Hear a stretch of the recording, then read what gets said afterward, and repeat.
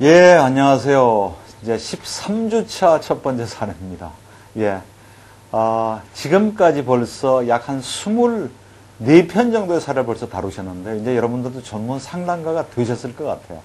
자, 14주차가 이제 얼마 남지 않았는데, 이번 주 첫 번째 사례는 동호회, 마라톤 동호회에 푹 빠져서 사는 남편 때문에 너무 속상하다는 주부의 사연입니다. 마라톤에 완전히 빠져서 총무까지 맞고 뭐 신발이라면 다 사드리고 그냥 주말마다 집을 비우고 하니까 도대체 이런 남편, 그죠? 마라톤하고 결혼을 한 건지 나하고 결혼을 한 건지 모르겠다는 이 주부의 사연을 읽어보시고 여러분들이라면 어떻게 푸실지 함께 그 해결책을 좀 찾아보시죠. 함께 좀 보시겠습니다.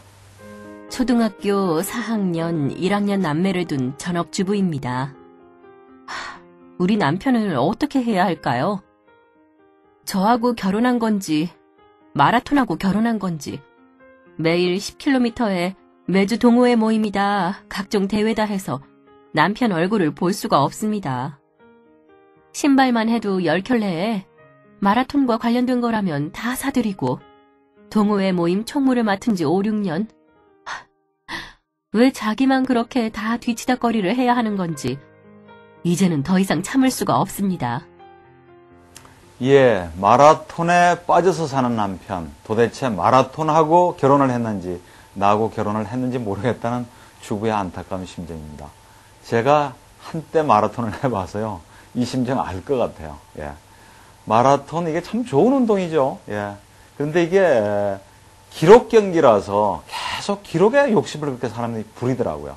저는 사실 뭐 42.19 완주하는 것도 쉽지가 않아서 하프, 그죠? 그 반만 한 2번 뛰어봤습니다. 10km도 몇 번 뛰어봤고. 근데 완주를 할 수 있다는 건 대단한 거죠. 선수들도 완주하고 나면 정말 힘들다고 그러는데, 예, 건강하긴 건강한데요. 근데 이제 이게 운동만 하는 게 아니라 또 이게 한국 사람들이 모임을 좋아해서 운동하고 난 다음에 또 뭐 한 잔, 그죠? 그리고 또 뭐 대회를 앞두고는 또 연습해야죠.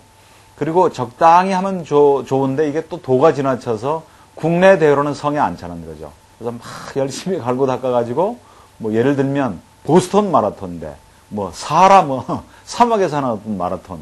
그리고 이제 점점 기록에 욕심이 나니까 신발을 또 그렇게 바꿔요. 또 의상에도 욕심을 부리고, 예. 그리고 또 뭐 예를 들어서 몸을 만드는데 좋다는 약도 먹고, 그래가지고 사실은 가정을 조금 소홀히 하고, 그죠? 뭐 이래서 이제 문제가 되는 경우인데, 전 주부 심정이 충분히 이해가 갑니다. 예. 자, 이 경우를 어떻게 풀까요? 자, 먼저 여러분들이라면 이런 주부한테 어떻게 조언을 해주실지 모르지만 전 먼저 그 남편하고 협상을 좀 한번 해보시라고 말씀을 드리고 싶습니다. 협상은 뭐 비즈니스나 하는 거지 무슨 부부 사이 협상이냐. 근데 지혜롭게, 그죠? 현명하게 협상을 한번 해보는 거죠. 당신은 그렇게 좋아하는 마라톤 내가 못하게 하는 것이 내 목적은 아니다. 예. 당신 그렇게 좋아하는 마라톤 내가 못하게 방해해 놓으려는 게 아니다. 근데 총무 언제까지 해야 될 거냐? 왜 당신만 해야 되느냐? 예. 뭐 당신이 하기 싫지만 어쩔 수 없이 그 분위기에 휩쓸려서 마지못해서 하는 입장, 나도 뭐 전혀 모르는 건 아닌데 계속 이렇게 마라톤만 하는 게 아니라 준비해야지, 뭐 경조사 챙겨야지, 연락해야지, 무슨 대회하면 또 무슨 뭐 준비물 챙겨야지. 왜 당신만 그렇게 하느냐? 그러니까 당신 정말 고생했으니까 다음에는 언제까지 하겠다는 거, 예? 그거 좀 회원들하고 아니면 회장단들하고 좀 얘기 좀 했으면 좋겠다. 뭐 그렇게 어떤 범위를 부부가 합의할 수는 있겠죠. 예. 그리고 이제 두 번째로는 뭐 마라톤을 위해서 쓰는 어떤 비용, 돈도 조금 좀 범위를 정해두는 게 좋지 않을까요? 아무리 건강을 위한 거 좋지만 우리 살림 수입이 얼마고, 그죠? 그리고 뭐 식비로 지출하는 돈이 한 몇 %, 아이들 교육비로 뭐 이렇게 몇 가지 항목이 있는데 당신 아무리 좋은 운동이라고 그러지만 마라톤 때문에 너무 예를 들어서 돈 많이 쓴다.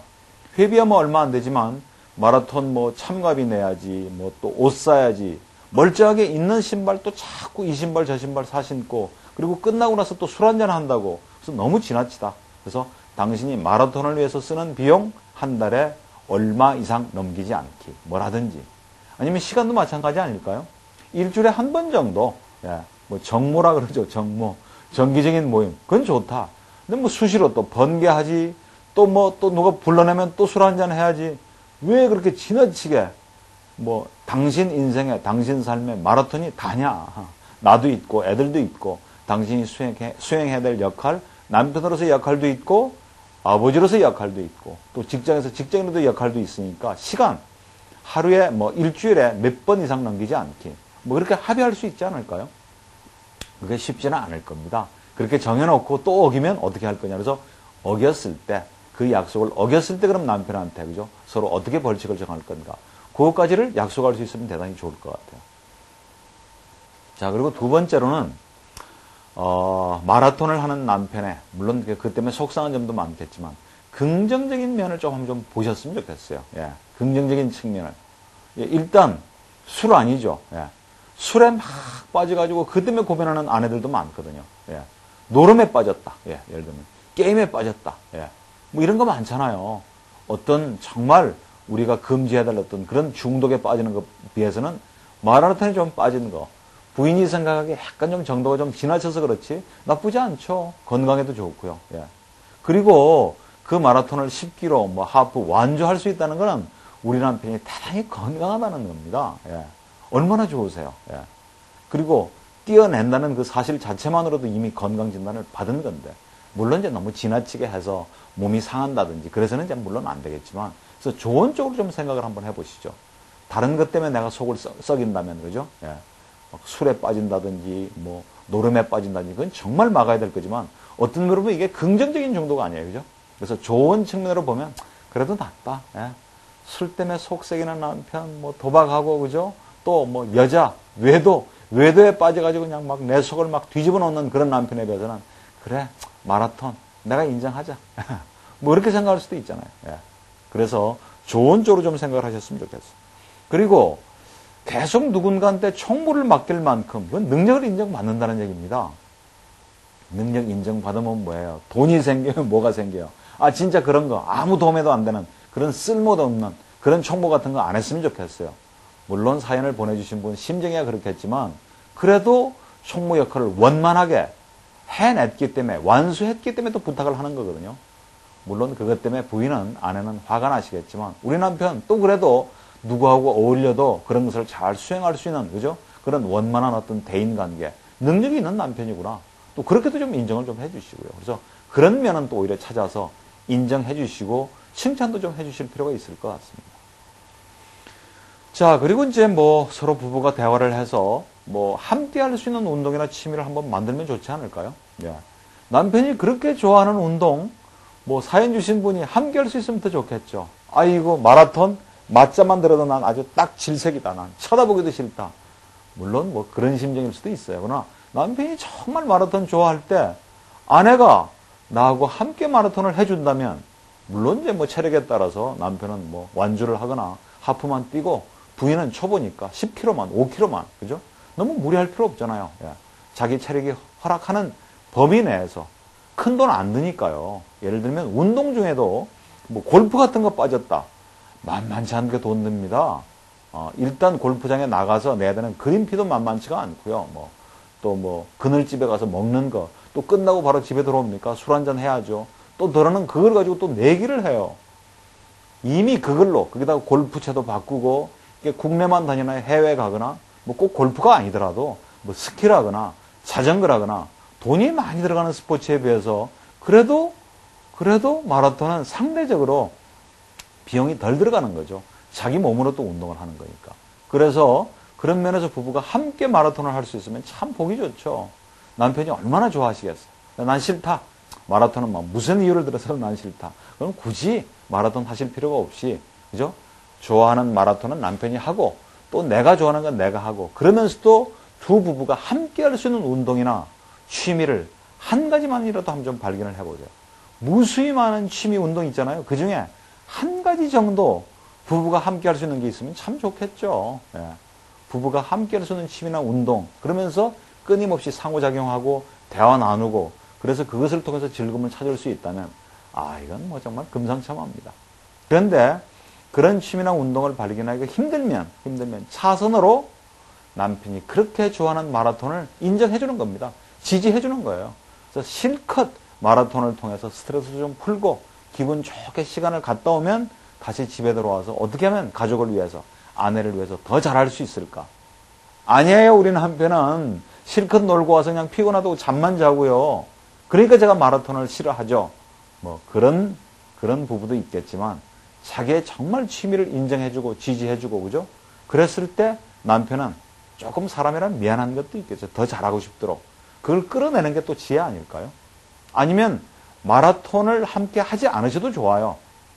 마라톤을 나는 안 하지만 우리 남편이 마라톤 대회 출전할 때 가서 애들 데리고 사진도 좀 찍어주고 막 응원도 하고 그죠? 응원도 하고 예를 들면 그 마라톤 대회 뭐 남편이 뭐 주최하는 자원봉사도 좀 해주고 뭐 그렇다면 얼마나 좋겠어요. 남편이 자랑스럽겠죠. 아니면 아빠 뛰는 거 보고 아이들이 아빠만큼 완전은 못하지만 한 5km, 10km 아이들이 의외로 잘 뜁니다. 예. 반드시 나이가 많아야 뛰는 게 아니고 아이들이 훨씬 순발력도 있고 피로도 빨리 회복이 되고요. 그래서 아빠가 좋아하는 즐겨하는 운동을 내 아이들한테 가르쳐주고 싶은 어떤 그런 욕구도 있거든요. 욕심도. 예. 아빠가 얼마나 자상하게 가르쳐주겠어요. 그랬을 때 아이한테는 아주 좋은 운동, 취미, 그죠? 예. 그런 거 하나를 심어주는 거니까. 그것도 나쁘질 않죠. 예. 마지막으로, 예를 들면, 남편을 통해서만 즐거움을 찾으려고 하지 마시고요. 뭐, 예를 들면 이 사연 주신 분이 전업주부인지 맞벌이를 하시는 부분인지 잘 모르겠지만, 일주일 내내 뭐 회사 일로 바빴던 남편, 주말에 좀 함께 하고 싶은 게 당연한 욕구인데요. 예. 남편을 통해서 즐거움을 찾기가 조금 곤란할 때는 나만을 위한 시간도 한번 좀 만들어 보시고 어떻게 하면 나를 좀 즐겁게 해줄까? 어떻게 하면 내가 좀 행복한 시간, 그죠? 즐거운 시간을 가질 수 있을까? 좀 더 고민 한번 해보셨으면 좋겠어요. 부부가 함께하는 시간을 통해서 즐거움을 얻기도 하지만 그게 안 될 때는 남편만 쳐다보지 말고 남편이 나를 즐겁게 해주기를 쳐다보지 말고 내 스스로 나를 즐겁게 해주는 거죠. 사람은 사람마다 이게 즐거움에 대한 욕구가 조금씩 틀립니다. 예, 다르죠. 물론 이쪽은 남편이 조금 즐거움에 대한 욕구가 좀 강한 것 같은데 어떤 쪽은 아내는 도대체 그런 것을 싫어하는 사람도 있어요. 나가고 몸 움직이는 걸 싫어하는 거죠. 집에서 조용히 그냥 음악 듣고 낮잠 자고 책 읽고 오히려 맛있는 거 해서 아이들 먹이고 그런 것을 좋아하는 아내라면 너무 지나치게 똑같이 함께 시간을 보내는 것을 강요하지 마시고 각자 따로 취미나 운동 즐기시고 자기만의 시간을 즐기시되 그 대신 부부가 함께 공유할 수 있는 그 시간을 조금씩 늘려나가신다면 이런 고민의 무게를 조금씩 덜 수 있지 않을까 그런 생각을 해봅니다. 두 번째 사례입니다. 두 번째 사례는 대학생 아들, 딸을 둔 시골에서 농사를 짓는 맏며느리의 사연이에요. 한 25년 동안 시부모님 모시고 농사 짓고 사는 맏며느리의 얘기인데 명절 때만 되면 그죠? 동서는 무슨 직장 다닌다고 얼굴도 잘 안 보이고 그죠? 그리고 또 뭐 신우는 뭐 일도 안 하고 그냥 그리고 돌아갈 때는 막 바리바리 음식을 싸주니까 맏며느리 뭐 장남 그것만 계속 강조하는 남편도 밉고 도대체 곧 이제 나도 이제 뭐 사위를 보고 며느리를 볼 텐데 도대체 계속 이러고 살아야 되는 건지 자기 마음을 알아주는 아들, 딸만 없으면 나 진짜 못 살겠다. 이런 맏며느리의 사연입니다. 가끔 이런 사연 많이 접하시죠? 특히 추석이나 명절, 설 명절 때 이렇게 가족들 모였을 때, 그죠? 그냥 맏며느리로서 고생만 하는 그런 안타까운 사정 좀 한번 좀 들어보시고 여러분들이 해결책을 좀 찾아주시겠습니까? 한번 좀 보시죠. 대학생 아들, 딸을 둔 농사 짓는 맏며느리인데 명절이 다가오면 머리가 아픕니다. 모처럼 내려오는 동서는 직장에 다닌다고 얼굴만 내밀고 시누이들은 손도 까딱 안 하는데 집에 갈 때 시어머님은 뭐든 못 사줘서 야단입니다. 시집 와서 25년을 모시고 산 맏며느리는 안중에도 없고 만날 장남, 맏며느리의 도리만 주장하는 남편도 미워 죽겠습니다. 엄마는 왜 그렇게 사느냐며 힘이 돼주는 자식들만 아니면 전 정말 이 집에서 살고 싶지 않습니다. 두 번째 사례 잘 보셨죠? 대학생 아들, 딸을 둔, 그죠? 시어머님을 모시고 시골에서 농사짓는 맏며느리였던 사연인데 참 부모님을 모신다는 것 자체가 참 쉽지가 않습니다. 모신다는 그 자체가 그냥 부양부담이죠. 너무 또 지나치게 우리가 부정적으로 해석을 해서 시자 들어가는 건 다 싫다. 뭐 그런 식으로 잘못된, 그죠? 부정적인 인식을 자꾸 확대 해석하는 것은 좋지 않겠지만 아무튼, 그죠? 참 이게 쉽지 않죠. 뭐 꼭 가족들만의 국한되는 얘기가 아니고요. 조직에서 뭐 예를 들어서 회장님 모시면 괜히 사장이라도 임원이라도 막 힘들잖아요. 그죠? 대학교사에서도 마찬가지죠. 그냥 왠지 총장님이 계시면 좀 어렵죠. 예.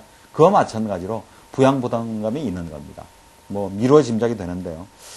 자, 이게 모든 문제가 그렇지만 사실은 이 모든 문제를 풀어나갈 때 배우자가 그 고충을 조금만 좀 이해해주고 인정해주고 공감만 해줘도 참 이게 짐이 한결 좀 가벼워지는데 남편마저 내 마음을 몰라주고 예? 맏며느리 당신이 좀 참지 어머님이 지금 뭐 예를 들면 뭐 여든이 다 돼가시는데 바뀌겠어? 응? 얼마나 모신다고 다른 사람은 더 잘 모시는데 왜 당신만 유독 뭐 이런 식으로 내 속을 긁으면 정말 남편하고 말하기 싫죠.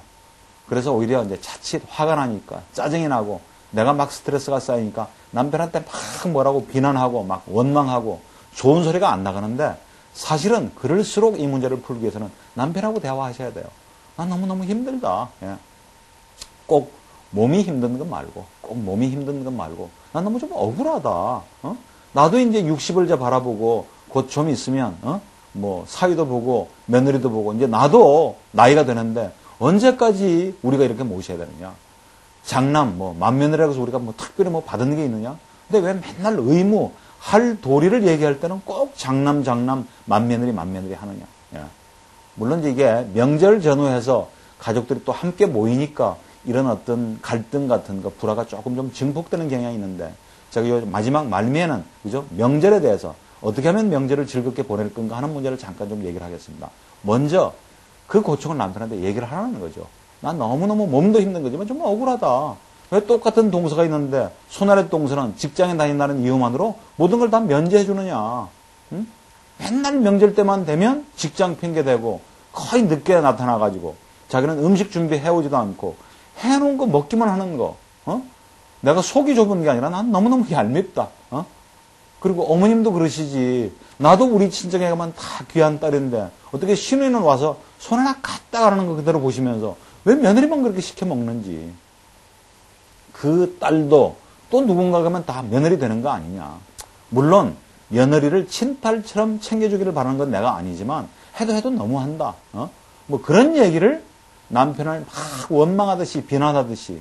근데 이 아내 되시는 분은 남편을 비난하거나 남편 집안을 싸잡아서 매도하는 건 아닌데 화가 나니까 짜증이 나니까 안 그래도 쌓였던 게 폭발하니까 좋은 얘기가 안 나가죠. 그러다 보니까 남편은 그 얘기만 나오면 또 제 얘기 듣기 싫은 얘기 그리고 꼭 자기를 공격하고 자기 집안을 싸잡아서 비난하는 것처럼 들리기 때문에 또 남편이 감정적으로 대응할 수가 있다는 얘기죠. 그래서 참 조심하셔야 돼요. 비단 이 문제만 아니라 이 수업을 지금 들으시는 우리 여성학우님들, 뭐 꼭 남녀의 문제만은 아니겠지만 내가 극도로 화가 났을 때, 분노가 치밀었을 때, 심리적으로 안정감을 못 찾았을 때는 가능하면 얘기를 하지 마세요. 난 정말 남편이 좀 도와주기를, 남편이 내 마음을 읽어주기를 바라고 얘기를 했는데 그런 식으로 표현을 해버리면 자기가 정말 원하는 남편의 도움, 지지, 그걸 못 얻는 거죠. 그걸 얻지도 못하고 관계만 깨지는 거죠. 관계만. 그래서 반드시 남편한테 내가 얼마나 서운한지, 얼마나 억울한지, 얼마나 힘든지 그걸 남편하고 좀 나누실 것을 얘기를 합니다. 자, 뭐 이렇게 얘기를 할 때 뭐 자연스럽게 아들, 딸이 이제 대학생이 됐으니까 뭐 자리를 함께 해도 나쁘지는 않을 것 같아요. 근데 자칫 아이들 앞에서 그래도 아버지로서 체면을 좀 지키고 싶고 권위를 세우고 싶은데 아이들 앞에서 더더욱 비난하는 모습은 안 되고요. 예. 그리고 남편하고 이제 대화가 잘 안 되고 남편도 쳐다보기 싫은 거예요. 밉잖아요. 시어머니도 밉고 다 미운 거죠. 예. 그랬을 때 이제는 대학생이 된 아들, 딸이 이제 엄마의 입장을 이해를 하는 거예요. 참 엄마는 너무 고생한다. 아버지 참 좀 엄마 좀 챙겨주시지. 할머니도 좀 너무 하시는 것 같다. 그래서 심정적으로 정서적으로 엄마를 편들 수가 있어요. 그랬을 때 자칫 엄마하고 자식하고 동맹을 맺어가지고 아버지를 왕따시키는 형식이 안 되도록. 우리는 소외시킨 거 없어요. 떠돌리지도 않았어요. 왕따시킨 것도 아닌데 남편들이, 아버지들이 나만 왕따시킨다고 생각할 수도 있거든요. 오해할 수도 있고. 그래서 그런 느낌이 안 되도록 조금 좀 세심한 쪽으로 신경을 쓸 필요는 있을 것 같습니다. 자, 그리고 뭐 한 25년 동안 생활하면서 물론 뭐 손윗동서가 한마디 하고, 뭐 언니가 한마디 한다고 해서 금방 신우가 뭐 손아래 동서가 태도가 돌변하지는 않겠지만 정서운할 때는 좀 미리 얘기를 하는 것도 좋겠죠. 동서, 내가 참 얘기하기 좀 그런데 전화상으로 얘기하기가 좀 곤란하면 물론 뭐 서울과 지방에 떨어져 있으면 그 일 때문에 그 얘기하자고 다시 만나기는 좀 힘들겠지만 언제 한번 시골에 내려왔을 때 따로 좀 얘기를 하셔도 좋고 아니면 전화로 하셔도 좋고 뭐 아직까지 우리한테 좀 익숙하지도 않지만 편지도 좋고 동서한테도 좀 전하세요. 동서, 내가 참 뭐 이런 얘기 참 많이 망설이다가 해도 될까? 또 이렇게 얘기하면 또 동서가 또 어떻게 들을까 그러지 모르지만 나 좀 서운하다. 내가 맏며느리로서 뭐 못한 것도 있고 또 뭐 형님 대접 못 받게 또 동서한테 내가 또 잘못한 것도 있지만 어떻게 매번 거의 20년이 넘도록 명절 때마다 나만 이렇게 힘들고 동서도 물론 직장생활로 바쁜 건 좀 알지만 조금 좀 일찍 내려와서 어떤 때는 조금 좀 휴가 좀 조정할 수 있지 않느냐고. 안 도와줘도 좋다. 예를 들면 형님 참 수고 많으셨어요. 고맙습니다. 좀 미안하네요. 그런 인사말이라도 내가 꼭 그 인사말 들어서 맛이 아니라 그런 얘기를 동서한테도 좀 할 수 있지 않을까요? 아니면 신우이한테도. 그러니까 얘기를 안 하고 그냥 야속하고 얄밉고 그죠? 쳐다보기도 싫고 그러면 전달되지가 않는 거죠. 내가 얘기를 안 해도 알아서 손아래 동서가 나를 좀 도와주기를, 신우가 내 심정을 읽어주기를, 그건 비현실적인 기도입니다. 얘기를 해도 알아줄까 말까 하는데 얘기를 안 하고 알아주기를 바라는 거예요. 얘기를 한다고 해서 아이 형님 죄송합니다. 그렇죠? 바로 수긍 안 하죠. 형님 저도 그렇게 형님 말처럼 맨날 놀고 뭐 먹고 그러지도 않아요. 형님이 직장생활 안 해보셔서 그렇죠. 얼마나 힘든데요. 제가 왜 그렇게 휴가 뭐 조정하려고 안 해봤겠어요? 제가 할 수 있으면서 안 하는 것 같으세요? 그리고 정반대로 오히려 반응을 보일 수도 있어요. 그랬을 때는 진짜 오히려 더 속상하죠. 그렇게 나올 때 뭐 싸울 수도 없고. 그래서 내 마음처럼 반드시 반응이 나오리라고 볼 수는 없지만 아무튼 제 말씀의 핵심은 내가 서운했을 때, 내가 좀 힘들 때 그런 얘기를 좀 표현하시는 거예요. 표현. 자, 이 가족의 명절 문화가 어떤지 제가 잘 모르겠어요. 전 명절이 사실은 좀 즐거워야 되는데, 그죠? 다 함께 즐거워야 되는데, 남자는 즐거운데, 애들한테는 즐거운데, 그걸 준비하는 여성들 입장에서는 다 피곤하고, 그죠? 전 부치는데 허리도 아프고, 그렇다면 이건 다 같이 즐거운 명절이 안 되는 거죠. 명절이 시대에 따라서 그 의미가 조금씩 다를 것 같아요. 저희 어렸을 때만 해도 진짜 명절 때가 돼봐야 고기 먹어보고, 그죠? 흰쌀밥 먹어보는 그런 계층도 있었어요. 요즘은 뭐 수시로 우리가 고기를 먹지만, 명절 때가 돼야 뭐 설빔, 추석빔 해서 새 옷을 한번 얻어 입을 수 있던 그런 시절도 있었습니다. 그때는 참 못 먹고 못 입었던 그런 시절이었죠. 근데 요즘은 이제 뭐 정말 먹을 게 없어서 먹는 걸 걱정해야 되는 어떤 그런 계층은 참 많이 소수잖아요. 여전히 아직도 좀 힘드신 분이 계시겠지만. 그러니까 막 음식 많이 해가지고 막 바리바리 싸주고 이제 그런 거 좀 줄일 수 있잖아요. 음식 좀 줄일 수 있겠죠. 아니면 음식을 한 가지씩 해오는 것도 방법일 것 같아요. 저희 집에는 4남매입니다. 그래서 저희는 각각 한 가지씩 해오죠. 물론 제일 큰 형수님이 작은 동서, 뭐 막내 동서 요런 거 좀 해왔으면 좋겠다. 그래서 음식이 중복되지 않게 뭐 한 사람은 고기, 생선 또 뭐 다른 사람은 샐러드 뭐 이런 식으로. 그래서 품평회를 하는 거죠. 야, 누구께 제일 맛있었다. 은근히 경쟁하기도 하고 은근히 시샘하기도 하고 그것도 뭐 나쁘지 않은 것 같고요. 그래서 음식 장만하는 것 때문에 그리고 옛날에 했던 명절 음식 물론 이제 그래서 그 가족의 문화, 음식 문화가 계승되고 전승된다는 어떤 그런 장점도 있지만 명절 음식, 그 집안 아니면 그 지역에서 옛날에서부터 계속 내려왔던 그 명절 음식을 뭐 예를 들어서 계속 고집하고 전승하는 것도 좋지만 너무 어렵다. 너무 또 예를 들어서 비용이 많이 들어간다. 그러면 해석을 다시 하는 거죠. 살아생전에 아버님이 참 이걸 좋아했는데 아니면 뭐 돌아가시는 분을 위해서 음식을 장만하는 것도 있지만 우리 가족이 좋아하는 또 위주의 어떤 그런 음식을 차리는 것도 이 시대에 맞게 명절을 재해석한다고 저는 생각을 합니다. 그런 면에서 다시 좀 음식을 좀 조절을 할 수도 있을 것 같고요. 자, 그리고 이제 또 한 가지는 시어머니한테 이제 서운한 것을 표현했을 때 시어머니를 조금도 서운하게 하지 않고 제 심정을 전달하기는 어려울 거예요. 더러는 이것 봐라. 이때까지 잘하더니 왜 나한테 대드는 거야? 아니 며느리가 나한테 내 시절은 어디 시어머니한테 그런 사고방식을 가진 시어머니한테 참 말은 좋아서 대화로 푸세요 전달해서 해도 참 말이 안 떨어지죠. 예. 근데 하다 보면 이게 묘하게 감정이 돼서 시어머니가 불쾌할 수도 있어요. 노발대발 역정을 내실 수도 있고 시어머니에 따라서는 뭐 또 더러는 그래 나 그렇게 힘든 줄 몰랐는데 네가 그렇게 얘기를 하고 보니까 참 내가 무심했네. 그래 다음에는 내가 좀 조심할게. 미안하다. 맏며느리야 큰 며느리야 늘 나하고 데리고 살면서 네 고마운 건 모르고 다른 동서가 괜히 용돈이라도 한 푼 더 주고 선물 주면 내가 그것만 너무 좋아했구나. 뭐 이렇게 순순히 나오는 시어머니도 있어요. 있을 수 있죠. 그러니까 얘기를 일단 한번 해보세요. 그런데 내 얘기를 했을 때 시어머니가 어떤 반응이 나올지는 아무도 장담 못하고 책임 못 지는 겁니다. 서운할 수는 있어요. 예. 서운할 수는 있지만 그렇게 표현하면 시어머님도 며느리를 조금 어려워하죠. 이제 조심을 하게 되고 맏며느리가 좀 그런 점이 또 조금은 서운했겠구나. 예. 그래서 정면으로 시어머니한테 맞서가지고 막 대든다거나 그죠? 공격하거나 시어머니를 비난하라는 게 아니라 어떤 거는 표현하시고 또 어떤 건 어머님 참 제가 이렇게 말씀드리면 좀 서운하시고 또 노여워하실지는 모르지만 이제 어머님이 이렇게는 이제 못하겠네요. 예. 저도 이제 나이가 예년 같지는 않아서요.